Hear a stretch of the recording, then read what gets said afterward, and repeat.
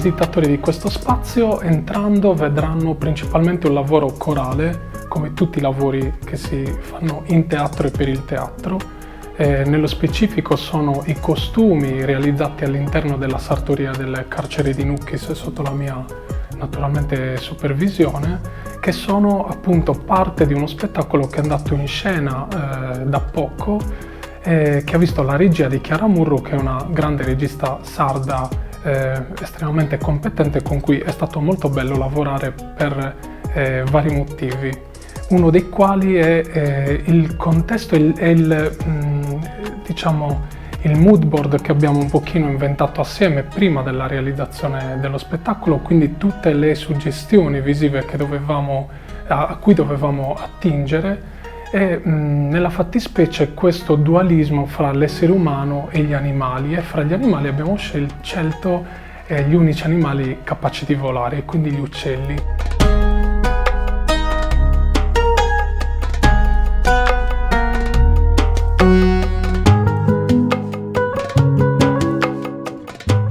Ci tengo a dire che tutti i materiali che voi vedrete in questa mostra sono tutti materiali riciclati, sono vecchie lenzuola, vecchie tende, vecchi abiti, perché nella mia personale ricerca artistica da tanti anni ormai, questa è un po' la mia cifra, perché parto dal presupposto che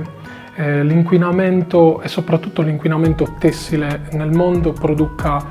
gravissimi danni. E penso che l'arte, il teatro e tutte queste espressioni artistiche debbano avere un occhio di riguardo e avere anche dei suggerimenti pratici nel gestire questo tipo di rifiuti. E questo è il primo tema che mi ha avvicinato anche al mondo di Organica, che è questo museo fantastico immerso nella natura. E il secondo tema è quello dell'essere umano, quindi della cura dell'essere umano all'interno anche di un contesto naturale.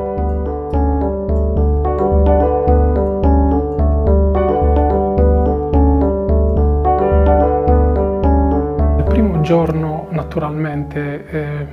per le persone libere che entrano all'interno di un carcere ha un impatto abbastanza forte. Io non sono stato immune a questo impatto naturalmente, perché sono una persona molto sensibile e quindi diciamo amplifico tantissimo, se così si può dire. I miei allievi, come li chiamo, i miei migliori allievi sono stati delle persone meravigliose, hanno seguito questo progetto con una tale cura e una tale disciplina, e uso queste parole con grande puntualità, cura e disciplina, e quindi il nostro percorso è stato un percorso fondato sulla fiducia, quella cosa che spesso fuori dal carcere ci manca in qualche maniera, e non immagini di poterla incontrare in un contesto come quello. In questo lungo percorso, a parte dal punto di vista tecnico che mi hanno seguito in maniera ineccepibile, dal punto di vista umano ho avuto delle, chiamiamole sorprese, sì, delle sorprese interessanti, delle sorprese che mi porto sempre con me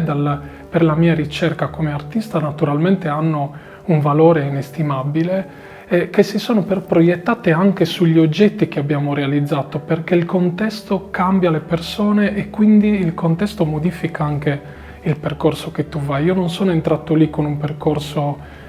diciamo ben netto, ben delineato, perché per me è sempre importante costruirlo con le persone con cui si lavora. Non c'è un percorso unico, non c'è solo la mia cifra o il mio stile, ma questa va sempre adeguata al contesto in cui tu ti trovi. Quindi se in una frase posso dirti come è stato l'inizio e come è stata la fine, per me è stata una crescita enorme, come se avessi vissuto una vita intera in quei mesi di lavoro, e porto veramente nel cuore tutti quei visi, tutte quelle persone, e so che ha fatto bene a loro, ha fatto bene a me, ha fatto bene al contesto, farà bene anche a questo museo e ai fruttori di questo museo, perché naturalmente lo spettacolo all'interno di un carcere non può essere visto da un pubblico pagante, come si dice da noi in teatro, cioè non paghi il biglietto ed entri. Se un frammento di quel percorso può uscire fuori e può essere conosciuto dal pubblico, ci può essere solo un arricchimento, solo questo può succedere.